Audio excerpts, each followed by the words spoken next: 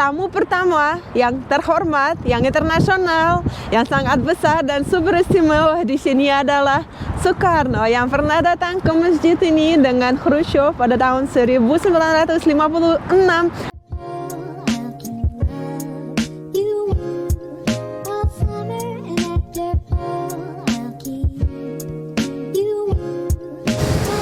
Assalamualaikum warahmatullahi wabarakatuh. Selamat Hari Raya 1443 Hijriah.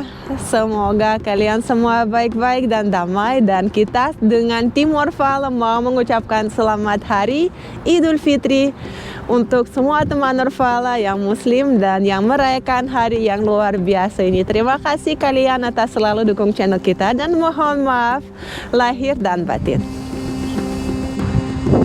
Hai teman Orvala, kembali lagi bersama saya Dani di Orvala Channel. Dan sekarang kita menuju ke tempat yang sangat istimewa dan sangat cantik, yaitu di belakang saya, Masjid Biru di kota St. Petersburg, di paling pusat.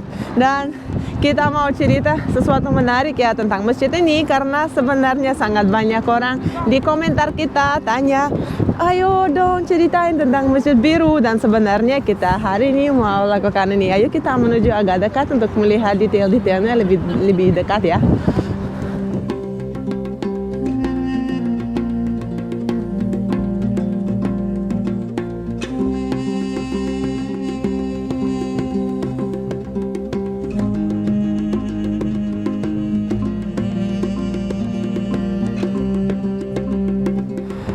Dan sekarang kita sudah datang ke Masjid Biru utama di kota St. Petersburg. Itu di belakang saya kelihatannya sangat cantik, dan dari warna masjid ini kita bisa melihat memang biru ya, dan dipanggil warna biru itu pada stil modern. Itu sangat-sangat luar biasa desainnya, dan itu agak ke Turki ya motifnya. Dan juga kita bisa tahu, kita bisa cerita untuk kalian kalau masjid ini dibuka pada tahun 1910 ya, dan karena itu dibuka di sini untuk umum karena banyak orang muslim yang tinggal di kota kita. Mereka kirim surat ke Tsar ya, biar ada tempat untuk ibadah, biar orang muslim bisa sholat, dan dikasih tempat ini.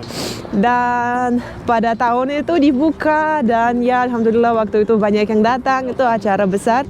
Tapi setelah beberapa perubahan finansial ya dan keuangan, dan juga karena berubah pemerintah dari Tsar ke Uni Soviet ya waktu itu, masjid ini ditutup pada tahun 1940. Dan pernah juga di bawah ada gudang untuk kentang ya. Itu memang syaratnya, muslim boleh sholat di atas, tapi di bawah harus ada gudang. Itu sangat-sangat sedih ceritanya, tapi sebaiknya kita cerita yang bahagia ya, karena pada tahun 1955 telah dibuka lagi. Dan karena banyak orang muslim yang besar di sini, mereka kerja keras untuk balikin tempat ini kepada umum, dan sekarang kita sudah bebas bisa masuk ke sana. Dan tamu pertama yang terhormat, yang internasional, yang sangat besar dan super istimewa di sini adalah Soekarno yang pernah datang ke masjid ini dengan Khrushchev pada tahun 1956. 1 tahun setelah itu dibuka untuk umum, dan itu sangat luar biasa. Dan karena itu dirayakan ya hari itu, dan sampai sekarang mufti-mufti yang di dalam masih ingat cerita itu, dan kita ketemu di dalam banyak buku, ada foto-foto. Dan saya pribadi punya foto di arsip saya. Di arsip saya ada foto album di rumah yang ada foto karena kakek saya juga datang ke acara itu, dan ada Khrushchev ketemu sama Soekarno. Itu sangat luar biasa, karena memang syaratnya gitu. Soekarno tidak mau datang ke kota Leningrad waktu itu, karena kalau masjid itu nggak boleh datang untuk sholat. Dia bilang, saya tidak akan datang ke Leningrad. Jadi karena waktu itu masjid sudah dibuka, tapi ini memang tamu pertama yang luar biasa, yang internasional, dan karena itu di Indonesia masjid ini terkenal karena Masjid Soekarno, dan kita bisa bersyukur juga karena pada waktu itu jadi terkenal internasional dan sampai ke Indonesia ada yang tahu masjid ini.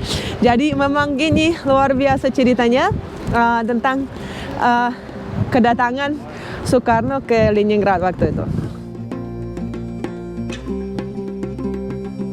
Beberapa fakta menarik tentang masjid adalah kalau ini bisa masuk 5.000 orang untuk sholat di dalam. Tapi kadang kita juga melihat pada hari besar juga seperti hari raya, kita melihat ada orang di luar juga datang ke sini untuk sholat, dan itu memang sangat luar biasa. Kadang pada musim dingin juga tetap ramai sekali ya, orangnya datang ke masjid utama di kota Saint Petersburg dan mereka sholat di depan, kadang juga sampai di jalan di sini karena itu ditutup dan polisi jaga keamanannya, tidak ada yang lewat. Ketinggian ini 40 meter, kalau minaretnya 48 meter tingginya, dan itu batu yang memang pakai yang abu-abu itu granit, dan juga ada teknik khusus untuk melukis itu. Dan sebenarnya untuk bangun masjid ini ada sangat banyak arsitektur yang mau ikut proyek karena ini sangat besar pada waktu itu, dan sebenarnya kita bisa lihat kalau sampai arsitektur yang sangat besar waktu itu mau ikut, tapi mereka nggak jadi. Seperti Varanyihin, dia bangun banyak gedung di kota Saint Petersburg dan dia nggak dapat proyek ini. Yang dapat orang yang namanya Vasiliev dan bantu dia bikin beberapa proyek, tapi yang menang yang ini. Tapi juga ada yang datang arsitektur dari Poland, Lituania, dia separuh-separuh yang namanya Krichinsky, nama keluarganya. Walaupun dia orang Eropa tapi dia orang Muslim, dan dia datang ke sini untuk bantu membangun masjid secantik ini. Dan sebenarnya sampai sekarang itu sering direnovasi, sering dibersihin. Kita bisa melihat di atas sering ada orang yang memang jaga keasliannya masjid ini.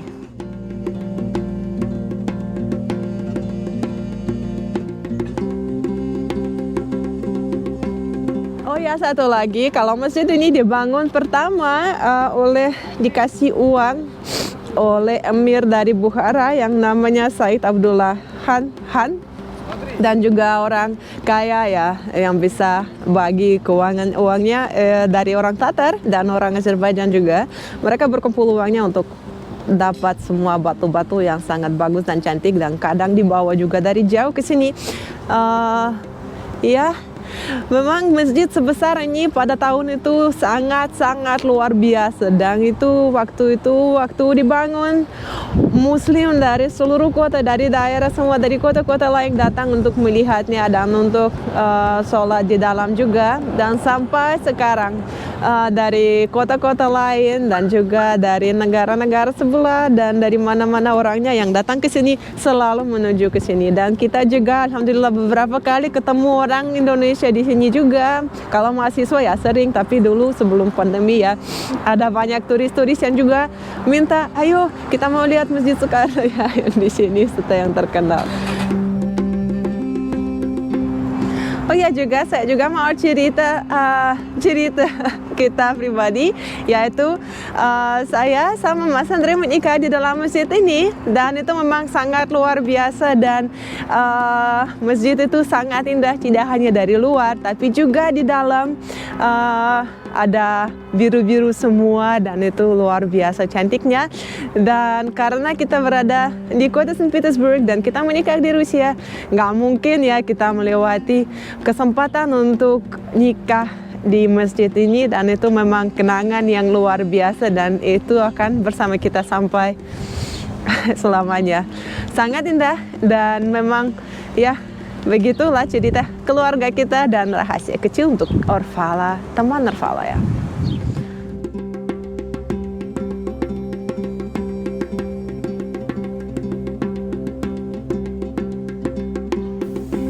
Dan sekarang kita mau masuk ke dalam masjid. Ini kasih tahu kalian bagaimana suasana di dalam masjid dan yang terkenal yang nomor 1 di kota Saint Petersburg. Ayo kita masuk ke dalam yuk.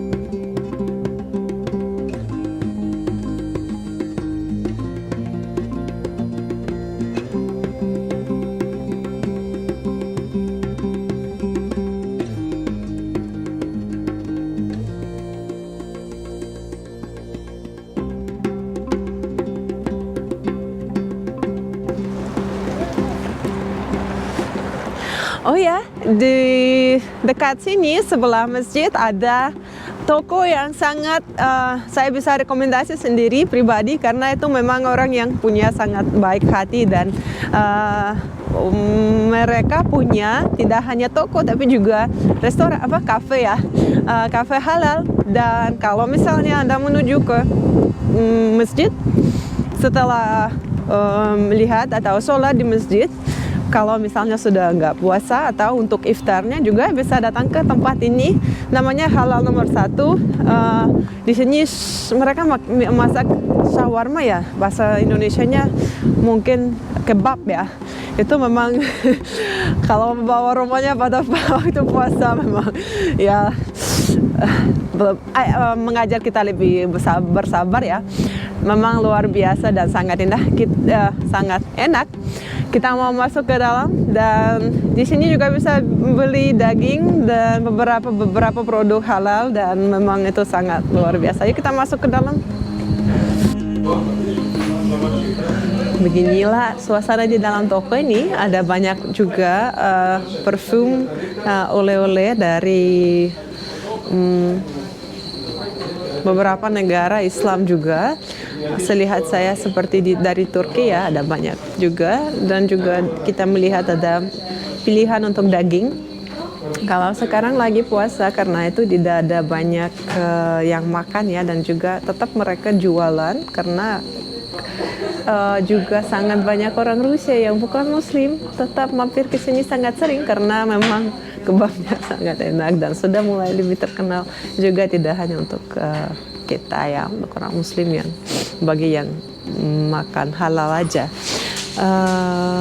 Juga di sini bisa beli sajadah dan ya semua barang-barang di sini yang dijual halal dan aman untuk dipakai.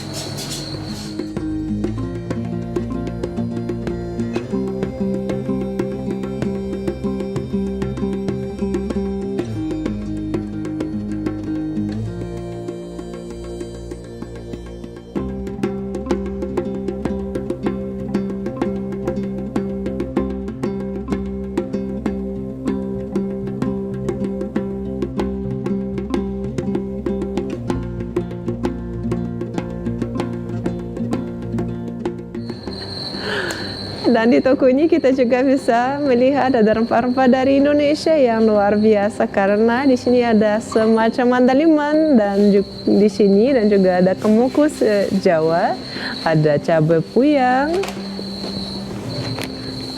cabai Jawa ya yang luar biasa juga, ada kembang pala, ada banyak pilihan. Kalau kita sangat bangga kalau di sini di toko halal kita bisa juga ketemu rempah-rempah yang asli dari Indonesia, dan juga di sini kita bisa makan ya kalau bahasa kita itu shawarma ya, kalau bahasa Indonesia kebanyakan bilangnya kebab. Dan memang di sini sangat ramah orangnya yang punya, dan di sini juga iftarnya sangat merayakan di sini bersama, buka puasa di sini juga kita bisa.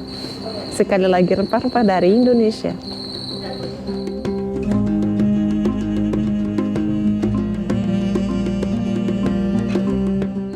istimewanya juga di sini, kecuali makanan, ada minuman yang namanya ayran. Sebenarnya ini minuman fermentasi ya dari susu. Kalau kita beli di toko biasa nggak seenak. Yang paling enak di sini, yang suka agak asam, susu asam, tapi itu sehat buat kesehatan kita. Kalau apalagi kan kalau waktu puasa kita butuh nutrisi lebih banyak ya, itu juga membantu kita dan dapat gizi yang kita perlu.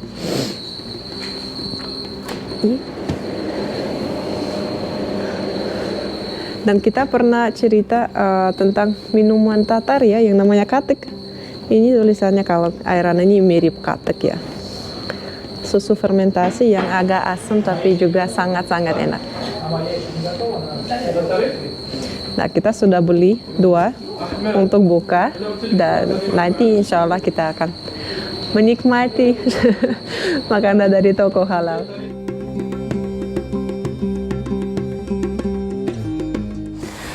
Terima kasih telah menonton video hari ini. Saksikan video selanjutnya dan jangan lupa komen, like, dan subscribe.